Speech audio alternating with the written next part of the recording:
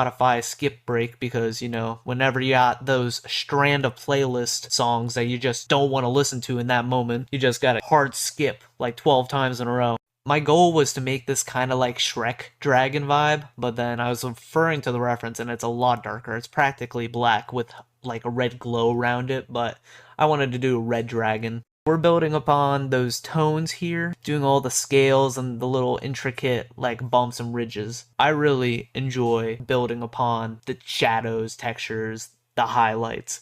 That is one of my favorite things to work. I was building up a bunch of washes. My plate, I don't even have a palette. I have a solid paper plate that I use. My color palette was a lot of orange and reddish tones. This thing had so much layers and build up to it, and at the end of the day I was really shocked because I kept perfectly color matching the last piece I painted. Doing the claw was one of the easier tasks just because it's a smaller part of the model. I almost went too bright with this. Like I said, I was trying to do like Shrek Dragon vibes and I kept referring back to the reference and I almost made it too bright and I didn't want a cartoonish dragon. I wanted it to be a dark desolation. This thing has been locked away and it's like losing its color. It's fading. I still wanted to retain some highlights. I wanted some bright tones but not anything cartoonish. Going through the tail was a task because I never have a good way of holding something while it has paint. My goal is to paint the whole thing one go, not look back. I don't care if it gets on my hand at this point because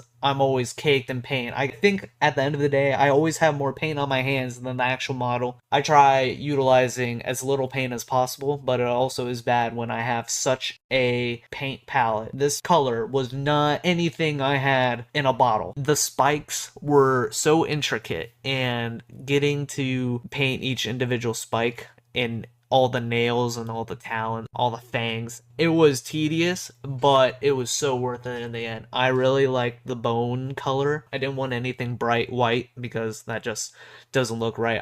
I'm going for something aged. Eventually, I worked my way towards highlighting the scales. I really liked the reddish maroon base and then the orangish highlighted. I eventually turned it a little more pinkish, but it still had orange remnants in it. We went in with just a solid gold color for the eyes. They were very simple to paint, as it was only 2 layers for the eyes.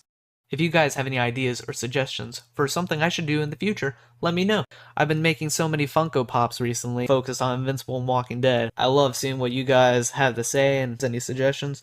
I really appreciate it, and all the support recently. Check out the YouTube, check out the TikTok. Wherever you're watching, consider following.